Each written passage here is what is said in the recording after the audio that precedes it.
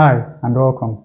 Our task for today is to find the value of p and q when the polynomial px raised to the power 4 plus qx cubed minus 8x squared plus 6 is divided by x squared minus 1, and we have a remainder of 2x plus 1.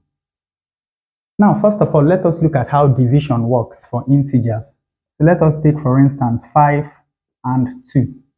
We know that when 5 is divided by 2, we have the quotient, which is 2. Remember, the number that is being divided is called the dividend. The number that is dividing is the divisor, and the result is the quotient. In this case, we also have a remainder, which is 1, over the divisor, which is 2. In this same way, we can represent the information that we have been given in this question, because we know that this polynomial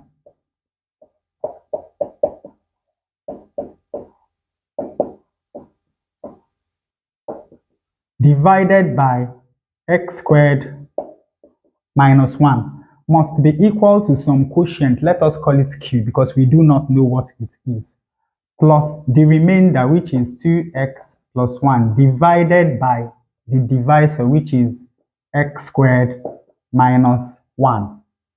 Now, the two fractions on the right hand side, because obviously you know that this is over 1, the two fractions on the right hand side can be combined into one single unit, because this multiplied by this will give us q into x squared minus 1, plus this multiplied by this will give us 2x plus 1, divided by this multiplied by this will give us x squared minus 1.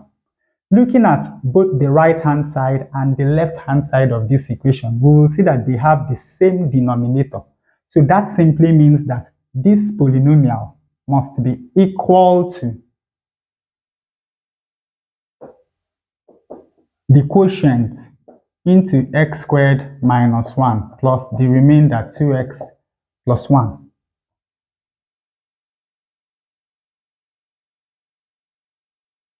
So this is what we have. But then we look at this and we see that this is x squared and this is 1 squared, because you know that 1 squared is equal to 1, and this is a difference. So this is the difference of two squares, and you know how we expand that. This is equal to x minus 1 and x plus 1 plus 2x plus 1. So to find the value of p and q, what we have to do is to substitute for x equal to 1 and minus 1. Because if we do that, for instance, when we substitute for x equal to 1 in this equation, 1 minus 1 will be 0. That means everything, this whole term, will simply become 0. Because remember that we do not know what the quotient is. So when this whole thing is 0, it takes the quotient out of the equation, and we are only left with this. So when x is equal to 1, we have that p, because 1 raised to the power 4 is 1, plus q minus 8 plus 6 is equal to, remember, when x is equal to 1, everything here is 0, and we only have 2 times 1 plus 1, which is 3. Now, this is p plus q. Minus 8 plus 6 is minus 2. And of course, minus 2 going over the equality sign becomes plus 2. So we have plus 2, which is equal to 5. We have the first equation. Now, when x is equal to minus 1, once more, when you substitute for x equal to minus 1 in this equation, you have minus 1 plus 1. So once more, everything here goes to 0, and you are only left with 2x plus 1. So we have p, because minus 1 raised to the power 4 is 1. Minus 1 raised to the power 3 is minus 1. So we have minus q. Minus 1 raised to the power 2 is 1. So we have minus 8. And of course, plus 6 is equal to 2 times minus 1 is minus 2, plus 1, that is minus 1. So we have that p minus q Once more, we have minus 2 here. Going over the equality sign, it becomes plus 2. So we have minus 1 plus 2, and that, of course, is equal to 1. We have equation number 2. So right now, we have two equations to solve for P and Q. So we have that P plus Q is equal to 5, and P minus Q is equal to 1. Now we have plus Q here and minus Q here. When we add both equations, we will have 2P. This will take care of that, is equal to 6.